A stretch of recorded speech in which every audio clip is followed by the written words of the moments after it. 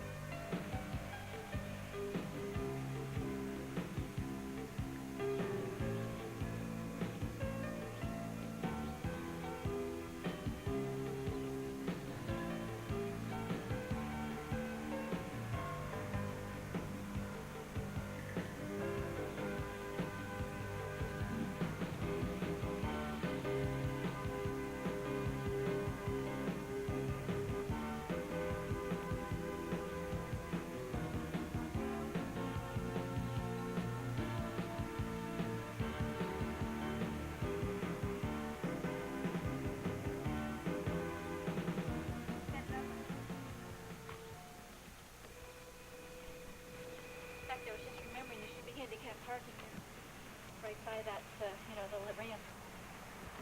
They talked about it, but they never did it.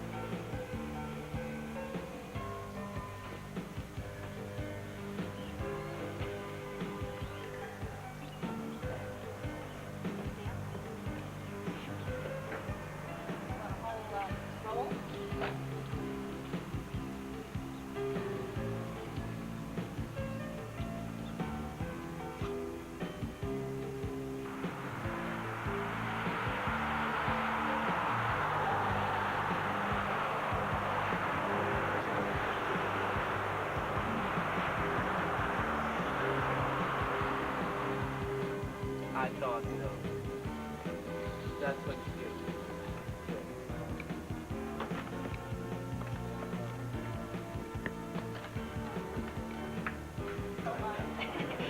We don't want it to think.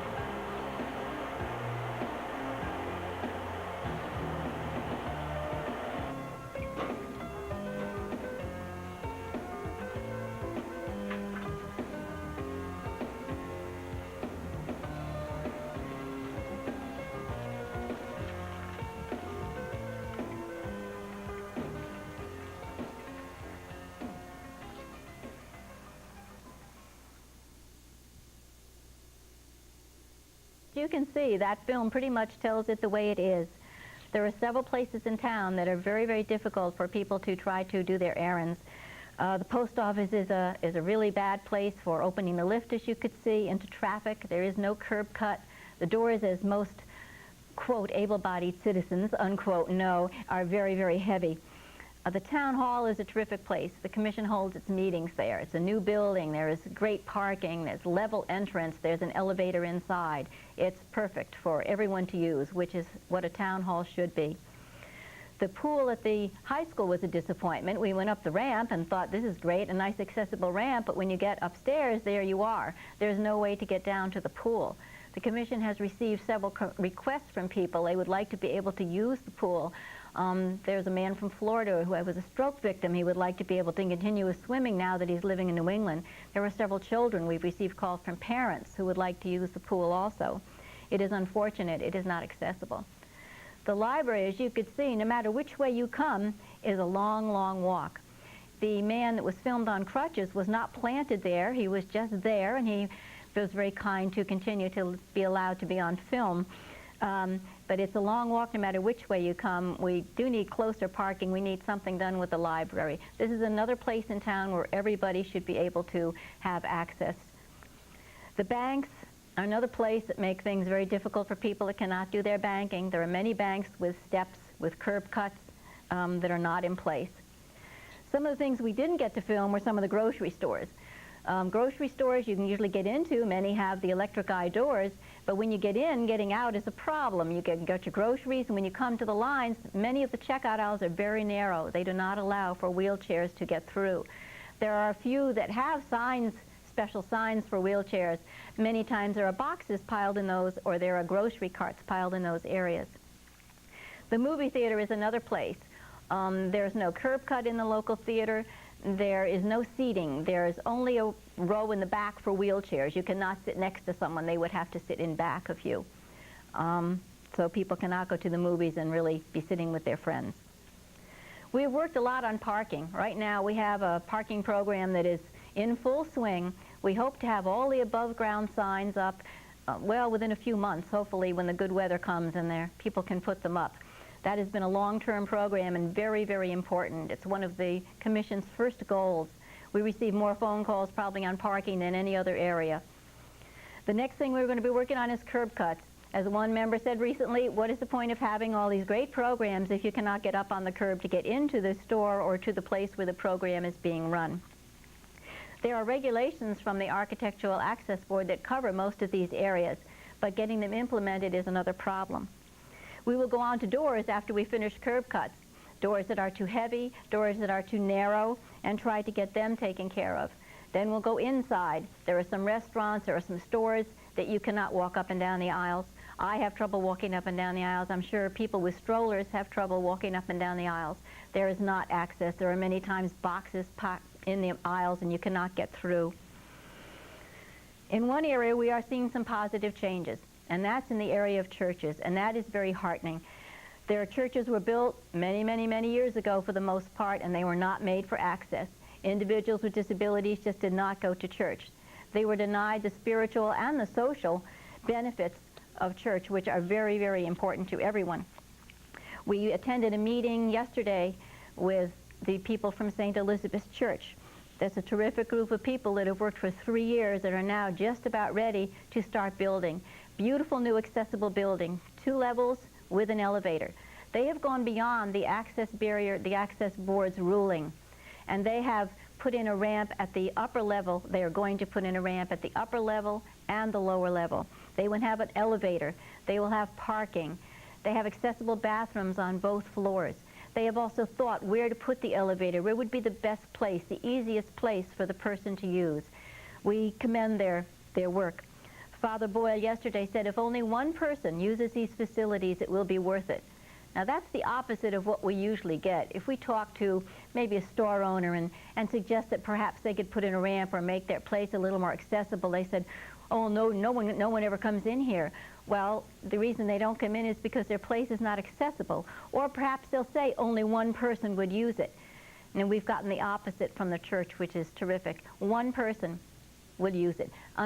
It will happen, however, that a lot of people are going to use it. Because when this new building is built, it's going to be for the elderly as well as people with disabilities. It's going to be for children with disabilities. It's going to be for everybody in the community to use, and it will be available for everyone to use. And the church feels they are part of the community, and this is what they want it to be, not just a parish hall, but a community center. We thank them for all their hard work. We hope that a lot of the churches will start to realize that this is an important area.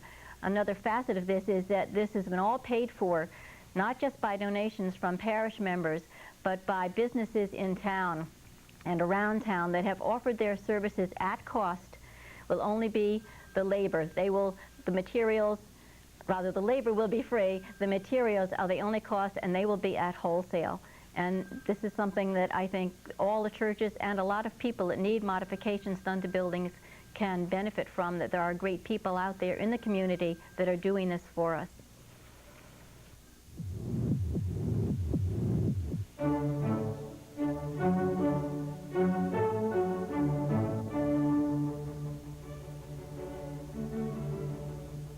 Exercise your mind. Exercise your mind. Exercise your mind. Exercise your mind.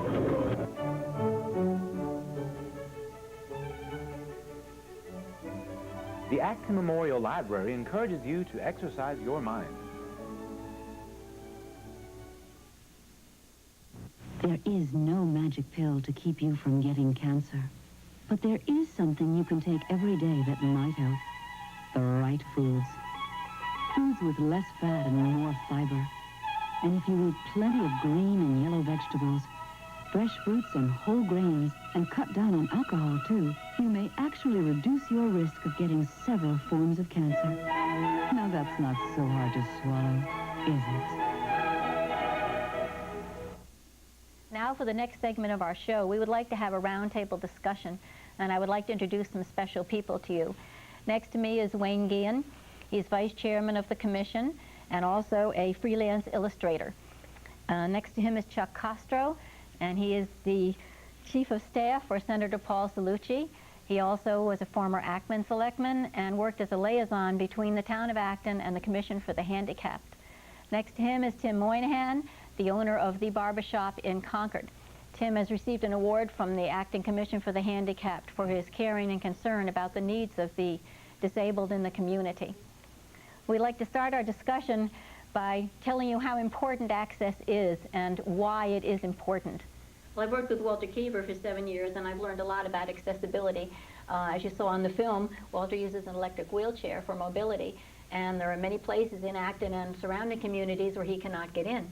And we ask people, maybe could you put in a ramp, or could you put a curb cut in here? And sometimes it's ignored. Other times it says, well, we don't have the money for this. I don't feel it's a need of money. I think it's a right of the person to be able to do everything everybody else does in the community, whether it's going to the grocery store or the town hall, the post office, whatever it is. Where do you find your biggest problems are in Acton? Of course, on the film we noticed the library is like a 20-mile hike from both ways. The library isn't. I find extreme problems with the door at the post office. Now that door is very hard to open. Yeah, not only for open for everybody. I've seen women and men going in with children, holding a child, and could hardly open the door. Right. So the little things like that, I think, are important to try to have some awareness for everybody, not just the handicapped too, or elderly. Right. Have you noticed the snow problem? Have you The noticed snow there's is a major problem, yes. Yeah. For one thing, people don't shovel, or they don't throw sand down, or and I talk about people, I talk about like maybe store owners in many places. Plus the curb cuts are miles away anyway, and most of the time they're filled up with snow or ice in front of it, so the accessibility to that is difficult. I noticed the plowing is usually piled in the handicap parking, as though handicap parking meant pile snow here, and many of the spaces we have in Acton had snow in them when I was out this morning. Now, I did visit Tim's barbershop in West Concord this morning, and there were several cuts, in fact, all the way along the street there, which isn't really definitely a main street, but it's a street where there are a lot of stores, and there were several cuts to get through so people could get out of their car and walk through without climbing over this big mound of snow. And yet, as I drove home, I came down where the church is on Central Avenue, and this elderly woman was walking there. There's an elderly handicapped housing right nearby there. And she was stepping up over this great big mound of snow onto a sidewalk which was clear, but no one had cleared that path. Tim, did you shovel this morning, or did you? Okay. I think you find that as far as snow shoveling, you have to make your shop or business accessible to everybody. And I know that just... Okay. Sorry. I know that by shoveling a wider path would make it accessible to everybody, not just the people who could walk in very easily, but also for chairs or people with crutches Right. or any other handicap that Now, some they people would haven't have. even shoveled it off, so at least you think to go out. I don't know why store owners don't. Chuck, do you have any ideas on what makes businessmen tick and why some would go out and shovel and some don't even? It really is, I think it's just not thinking of it, perhaps. Not. Well, I think that's the reason why. Yeah. I think it's the problem that handicapped people find in getting accessibility anywhere. It's not so much a hostility towards doing these things. People just aren't aware of it. For someone to just, the average person to be able to walk over a curb or to open up a door or climb a stair or two is something that we do without thinking. But for someone in a wheelchair or someone who's elderly or handicapped or disabled in some way, it's an obstacle that bars you from getting into to anywhere. You saw in the film where Walter in his wheelchair couldn't get up a small curb that would have taken very little effort, very little cost to simply turn into a small ramp. Right. And yet he's not able to patronize that store because that cut is there, or that curb is there. And I think if most business people were aware of it when they were building the building or aware of it now, they would take care of it. But I think, as people in their daily lives go about their business, they don't normally see these things as obstacles. They just accept them and adjust to them. That's true. Many times we'll ask people, I say, "Oh, we just found this great restaurant. Is it accessible?" And they know us, and they know they're telling us about it, and yet they have to think, well, let me see, did it have steps? I think it did, and then this great thought, they haven't thought about it either. So I guess that's why we're doing a show like this, is to make people more aware. That was the whole idea behind the commission. I think that's been right. the commission's biggest success in the last couple of years, is the way it's brought this level of awareness to people in Acton. So Acton, hopefully We're things will start. trying to anyway. Well, I mean, if you look at the town hall renovations, I doubt that the town hall would be as accessible as it is to handicapped people if it hadn't been for the role of the commission, for the efforts of the town officials, because the commission brought this to their attention. If it would have been made as accessible as it is. So I mean, these are the kind. I mean, it's a slow process, but every little step helps. Right, a small step for for man. Chuck, since you work in Senator DeSalucci's office, can you give us a little insight on, well, a couple of things. The American with Disabilities Act, for one, which is in Congress in Washington, or in the House, I guess, and I think the Senate passed it. Do you have any feelings, and does Senator DeSalucci have any feelings on that? Right now, the businesses are writing like crazy, trying to say, no, we can't make places accessible, it's too expensive, and we want 20, 30, 40 years before we have to do this. The transportation people especially are requesting more time. If this bill gets watered down too much, it's not going to really be worth anything. Is there anything that Senator DeSalucci can do to... Well, there's not too much we can do with the Congress, but right. We have tried to do things on the state level. What happens in the Congress with this act, who knows what they'll do. I think most legislators would like to see an act passed that would require businesses to make some efforts in this area. I think most of them would want to do it in a way that would enhance business and not cause them undue hardship. I think that's what we've tried to do at the state level. I know we've tried to do some things, some pieces of legislation that went through this year, the Housing Disabilities Act, which was passed and signed by the governor, the senator supported. There was another bill that we filed with Representative Loring that was to do two things. One was to make the process for ticketing cars that are illegally parked in shopping malls and so forth and handicap spaces, make that process easier. Now it's a three-step process. Most towns don't have the administrative ability to enforce that, and the result is they don't enforce handicap parking violations. So our effort was to simplify it. The governor vetoed it. We're not exactly sure why, other than the fact that 2 Republicans sponsored it and it's an election year. But we're filing another bill. We're going to make it even tougher. This year I think it's going to give Massachusetts one of the toughest handicap parking laws in the nation.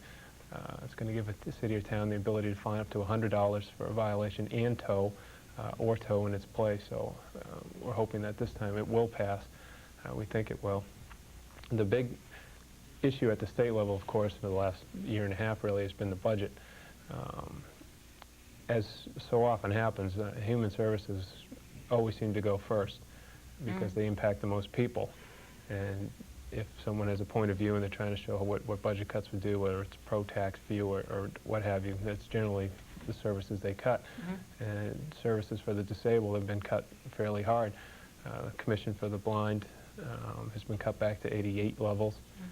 The Commission for the Deaf and Hard of Hearing has been cut back to 87 levels. You know, last year when the Handicap Commission needed an interpreter for its meetings, Representative Warren and Senator Slucci contacted the Commission for the Deaf and Hard of Hearing and were able to get funding to cover your meetings in the spring. That funding's not there anymore. And it's unfortunate because we're not talking about a great amount of dollars. You may have read the stories about press secretaries and so forth at the state level, and the governor vetoed the legislative section of that bill would have eliminated most press secretaries in most agencies, which was a $7 million item, and that item would have more than covered all the cuts that I just mentioned. So right now it's a lot of politics involved more than the actual getting needs done. Right, and you know, the disabled community isn't the only community that's taken the brunt of the cuts. The elderly have. It's the old, I think they used to call it the Washington Monument theory in Washington, D.C., that as soon as somebody would threaten to cut the park budget, that they'd say, well, we have to close down the Washington Monument 2 days a week. So naturally they wouldn't cut it then because they don't want to close it down. It hasn't worked so far. I think most people see these cuts for what they are. It's unfortunate, but the situation at the legislature right now is really one of paralysis. It's an election year. You have a lame duck governor, a lame duck speaker, and there just doesn't seem to be any willingness to do anything until after the elections, which means that, particularly in the disabled community, we're going to have to do our best, not just till November, but even till the following summer, because this fiscal year will run to then. And cities and towns are impacted in the services that they provide to you, plowing, shoveling. These things are going to be are cut back, so it's going to be a tough time in the next few months ahead, I think. Tim, Chuck mentioned that businesses should be looking for customers, and unfortunately sometimes they're not. You moved recently to well, not recently, what, 2 years ago? 2 years ago to a new location, and when Walter and I drove by, we said, uh-oh, Tim's got 2 steps. I guess I won't be able to get my hair cut, Walter said. And we gave you a call, and you said, no, you had access in the back. Can you give us a little rundown on how that happened? Well, we were asked to move around the corner from the landlord, and he was very helpful in the move. And during renovations, we had a solid back wall. After we tore down the inner walls, we found an existing doorway that had been boarded up years ago. You know, we had no idea it was even there because it was on a cement wall. And so that was our answer right there. It was the existing doorway. It was just a matter of installing a new door, new jam. And it's totally accessible, as you know. Right. We did have a slight problem with little bump coming in, but that's all taken care of now with a little board, a little ramp. But that's one thing that I've noticed since talking to you and Walter also, that it doesn't always take a lot, just a little thought. Sometimes just a little ramp that I never would have thought of. And I thought, you know, it was probably, what, a 2-inch, 3-inch It's not rise? much, yeah. It's That's probably all 2 it was, inches, but yeah. that was enough to keep Walter Right. from coming in Right. with his motorized chair. Yeah. And just the little ramp was enough to satisfy the I think problem. sometimes people think a lot of the manual chairs, which, and if there's somebody with the person, or even if they have the arm strength themselves, they can bump themselves up a step like that, or down. But the heavy wheelchairs, the motorized ones, you say, the electric ones, you can't do that. They don't, No. you don't push them and you don't lift them, and they Sure. just go by themselves. And people want to go by themselves. People do not want to be, if there's someone in a wheelchair, they do not want to be carried up a step. If they can get up themselves, fine, or if they have a friend with them that's doing it, but they don't really want to be carried up a step. They want their independence. They want to be able to go about their business every day just like everyone else. But it's very important that businesses do that, and yet a lot of the people we talk to, just mentioning modification, or they'll say, well, I don't own the store, and that's where it stops. And they don't say, well, gee, I could go to my owner and perhaps get this made accessible, and you went to your landlord and you asked him permission, right, to get this done. You couldn't just do it yourself. You had Yes, to, yeah. you need permission for something. And he was willing to, and he could have said no as well, but he didn't, and it's nice to know that there are people out there that will go ahead and do I it. think most businesses would, once they found out what exactly would entail, would be more than willing to do it. A lot of people right away, they see another regulation or something like that, and they're concerned about how much it's going to cost. And I think from a government point of view, what we have to be careful about is doing things that on paper look good or seem well-intentioned, but in the practical application are much too costly to do, and the result is they don't get done. One of the disappointments that we had when the parking bill was filed, we tried to explain to them that on paper the law as it currently is written looks fairly tough, but because it requires a lot of administrative work by a town clerk or a parking clerk or whomever, it just, in practicality, Right. it never gets done. And we try to express that to them, but they were hesitant to make any change because on paper it looked good, but in reality it wasn't being enforced. And you see a lot of that with regulations that get promulgated for businesses or people to make places accessible. When they're writing the law, they don't really consult the business people. They don't ask, and they don't look at things that are reasonable and that can be done. They write what sounds good, what looks good, but what's not. Not always practical. Right, and I think we have to be careful on our part when we're advocating these things, that we do things that are doable, because it helps us a lot more to do something that's reasonable, that's going to get done, than to do Right. something that's utopian, that's never going to happen. So. Because there are a lot of laws on the books. Most all the places that we noticed in the film that are accessible is mostly a matter of a curb cut, perhaps ramping in some places, proper parking, which we're working on very diligently, which should be done very shortly, to have only above ground signs so that people can't say, oh, I didn't see the sign, which our scarecrow friend noted that she didn't see it. She came in from the other way and the sign was down and she didn't see it. It's on the pavement, but many times you're not looking at the pavement, or by the time you've parked it's covered up, or it's covered by sand or snow. But a lot of laws are in the books, but they aren't being done unless you really get after them. It takes like a commission to do it. Only a lot of towns don't have commissions, and it's unfortunate that there Acton's aren't the only people. town in this- Senator Slucci's 12-town district Really? that has a Yeah. commission for the handicap. So that's unfortunate, because really we have to push and push to get things done in those towns. If there isn't someone pushing, those things aren't getting done, and people don't have it. Acton is very good on access. They're getting still some things to do, but they've done a lot, and the town people have worked very, very well with us now, and we're really getting things done. Again, it comes back to money, and yet it shouldn't come back to money, but it always does. Well, we don't have the money to do this, and I keep saying, but you know, it's this person's right to do it. It has to be done.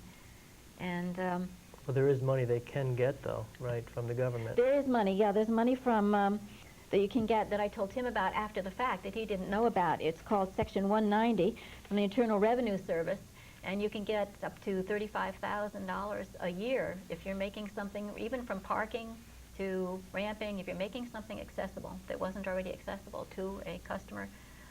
Any business can get that. I think I gave you information on that, Tim, Yes, right? you did. I don't, You passed it on. you say yours didn't. You didn't have a big. You didn't have a big expense, but Some people might. There are places that have steps that would require a very long ramp, similar to the police station ramp we have in Acton, which is a very long, winding ramp, which Or would cost widening of quite a doors, bit. or Widening of doorways, putting in an elevator is another big expense that this money would certainly help with. yeah. But The towns are they responsible for all the curb cuts, right?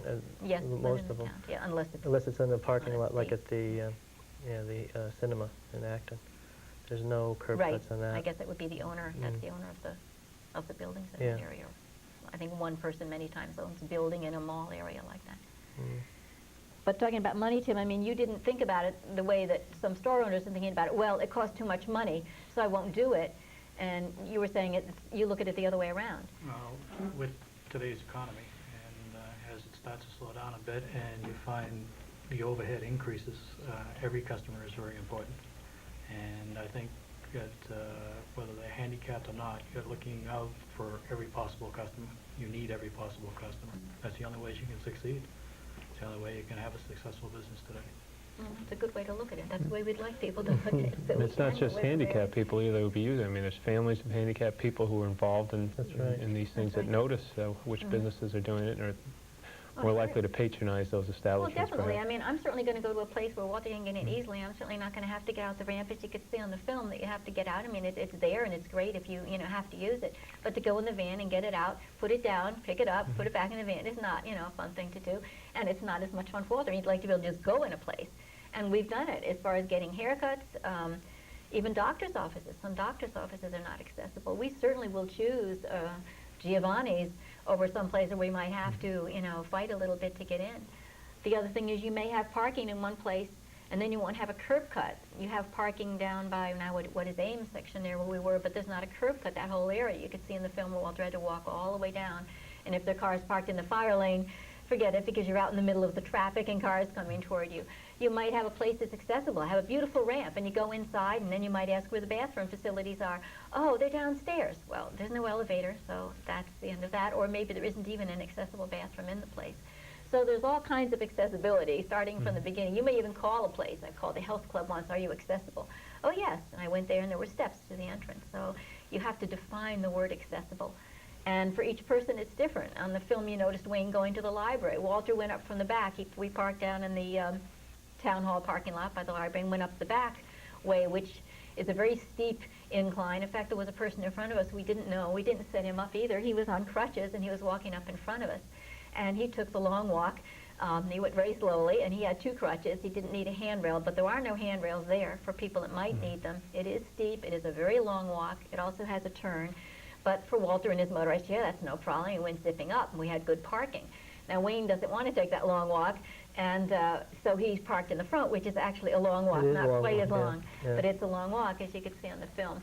And he came in that way. We would like to get parking closer to that library, but it's another means of access. Walter went up the ramps, and Wayne took the steps. So everyone has things that they can do or not do that are easier for them, so you do have to look at it in several different ways. There are different types of access. But what we're starting with the commission is the parking. That was a big thing when the commission started. Parking was a real bugaboo. It still is for everybody. You go by the post office, and if you can't park in front and you're looking at the parking lot and it's full of cars and you just don't have the energy or the time to take that long walk, you're not going to be able to go in and get stamps or mail your letter, whatever it is you want to do.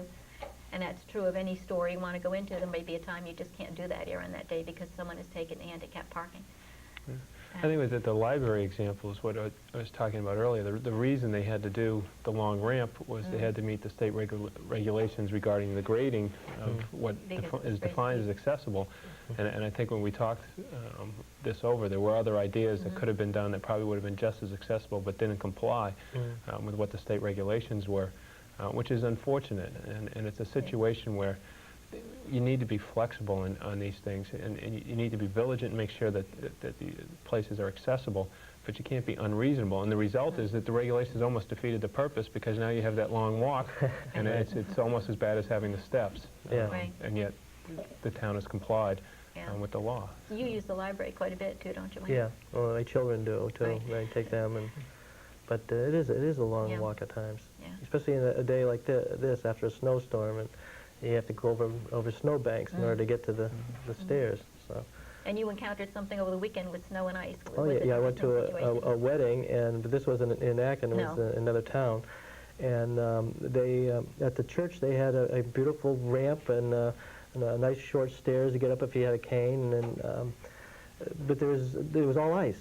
And it was an elderly and myself. I had problems getting into the church. Right. And luckily, I got to see the usher there, and the usher got the priest to throw down some sand. Or I had one of the altar boys doing it. But just something like that. We had a nice, accessible place, but they didn't take care of that one little extra thing, and that's all it takes. Is that I think people ordinarily would do that. I mean, I do that. I would think I don't want so. people falling I don't coming into my house. I throw sand or salt down. I don't want to fall myself going out, so that it's.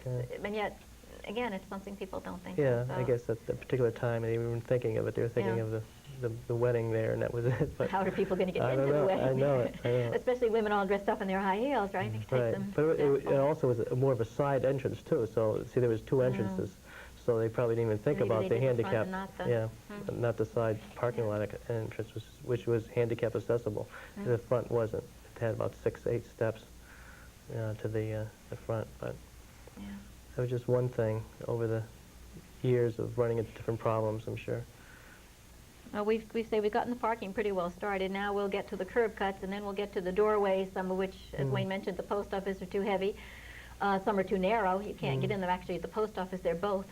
The day on the filming, one person was holding the door open, but usually if Walter's going in, I have to hold the door, and he has to sort of go under my arms. You have to try to hold 2 doors open at the same time unless someone grabs it. Then you want to get inside. We were in one of the restaurants in town where there's all booths, no seating.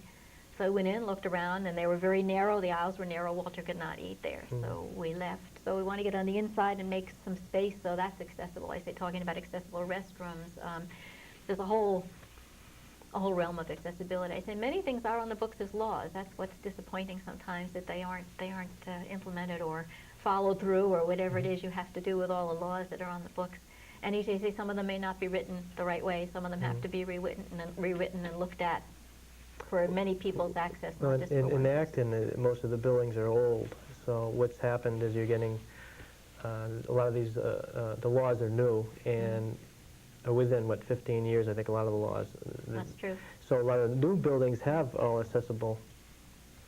They have accessible doors or accessible ramps and things. But it's the older buildings that we have to try to gear toward. A ramp or a wider door or something. That's right. See if they can And invest the money. we've found on the board of selectmen, and the selectmen have been good, and the town staff has been good on new construction of ensuring that they are handicap accessible, that they're in compliance with the law, and the developers have been good Yes.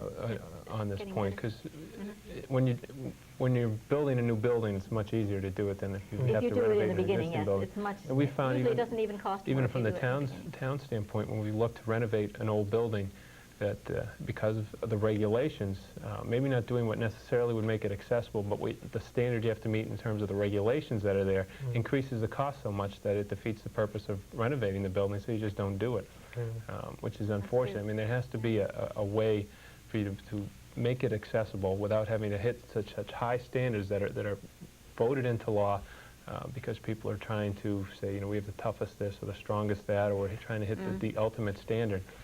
It makes for good press, but it doesn't make for good policy usually. So. Right. Okay. We could talk about access on and on and on, I think, for probably another hour and still be where we are. But hopefully, you say we're making a difference, and the commission is making a difference, and people like Tim are making a difference, and people like Chuck are making a difference, because Chuck had an interest right in the beginning and was our first liaison when our commission began. And I guess it is just more of a question of awareness and making people aware of the need for this. And the best way we can do it is having talk shows like this and just doing the things that you're all doing. Is there anything else anyone wants to add for a finale? Tim? Say something to all the business people out there. What can you tell them? They all need a haircut. So. Every Outside of the haircut, so I think just a little forethought, just,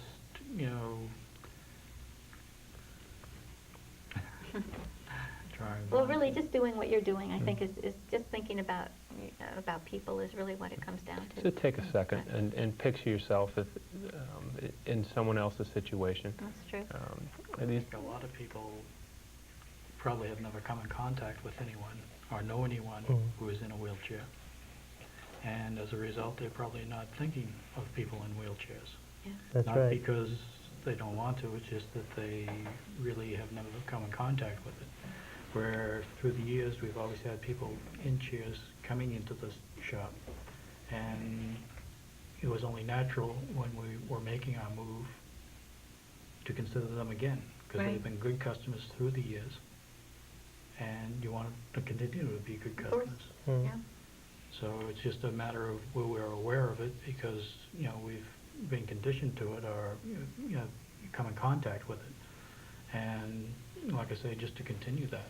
Well, hopefully more Just to people are think out about now. it. Certainly in the old days, people weren't out and around. They were inside or in whatever, but now people are out and around. It does make a big difference that you can see people, and if they're visible, then you know they're out there. The other term that we sometimes use is temporarily able-bodied for everyone else that's walking around able-bodied, because you don't know when you're going to break a leg, or even if it's a temporary disability, or heaven forbid, end up with a permanent disability. And so you do sometimes, as Chuck said, have to put yourself in someone else's shoes. And I think all you'd have to do is just have everybody use a pair of crutches for 2 weeks. that's right. It That's would right. change a lot of money. Sometimes we have those programs, awareness programs, where people try a wheelchair even just for a day, or crutches, or canes, or a blindfold, and have them realize sometimes what it's like. It makes a big difference. We had a man in the shop the other day, when you and Walter were also there, and he was on crutches temporarily, Right, I remember. and he just did not know how to use them. Now, even though we have a short step coming in the front door, he could not get up it. We had to go outside and just about carry him up. Carry that him one up, step. yeah. And I offered him the use of the back door, which has no step, and he said, no, I'll use the front door. Right. But still, is you know, like I say, just, you know, he probably himself had never thought of handicap access. but I'm That's sure right. He did. After It that. just takes, yeah, After trying it to just get takes, that one short step. Sure. yeah, one incident, knowing somebody or having something yourself, a disability yourself, makes you aware. But sometimes it's too bad it has to happen that way. You'd rather that people just could do it out of the kindness of their heart, but it doesn't always happen that way. But I want to thank you all for coming and chatting, and hopefully go out and make people more aware, right? Thank you. Okay. In closing, I would like to share something with you. Recently, a friend of mine found out her child has a disability. I cannot help but wonder in 5 or 10 or 20 years what life will be like for him. Will it be easier than for Wayne and Walter and all the other people, adults and children, with disabilities? Will he be able to get on every sidewalk and walk next to his family? Will he be able to go into any restaurant he likes? Will he be able to go to the movies and sit next to his friends, not way in the back or way in the front? Will he be able to buy his own stamps, go to the bank and cash a check, do his own grocery shopping? Will he be able to go to school with his friends and participate in all the activities? Will he be able to seek employment in any line of work he wants? I hope so. Please help us achieve a community, a world, where all people are equal, individuals with disabilities, all individuals. They're able to participate fully in life. Thank you.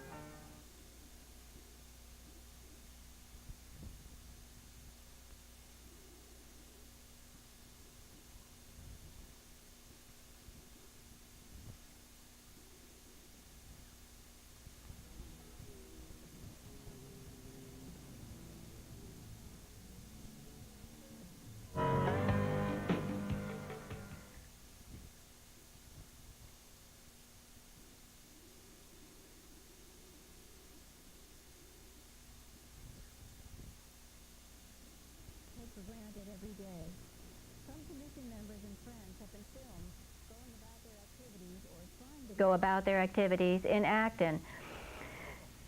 Societal imposed barriers have presented some problems, as you will see.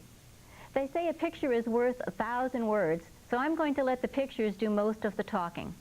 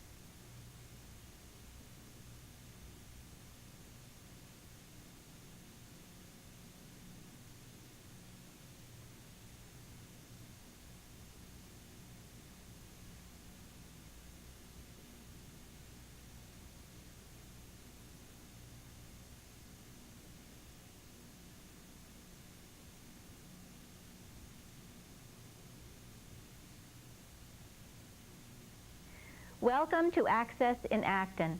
I am Joan Burrows, Associate Member of the Acton Commission for the Handicapped. This show represents a new venture for the Commission to try to increase awareness of some of the difficulties people face when they go about activities that you and I just take for granted every day. Some Commission members and their friends have been filmed trying to participate or participating in everyday activities in Acton. Societal imposed barriers have presented some problems, as you will see. They say a picture is worth 1,000 words, so I'm going to let the pictures do most of the talking.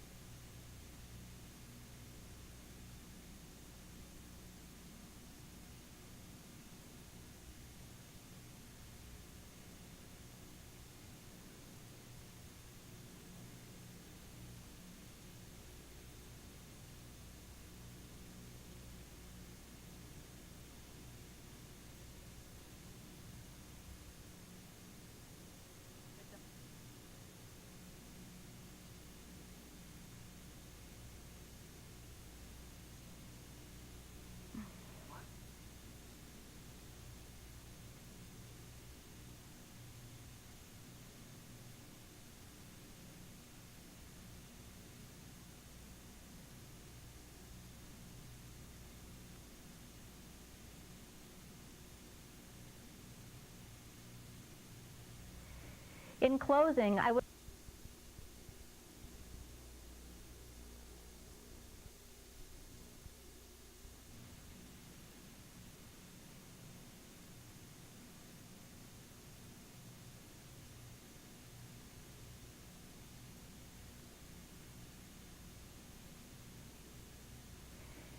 closing, I would like to share something with you. Recently, a friend of mine found out her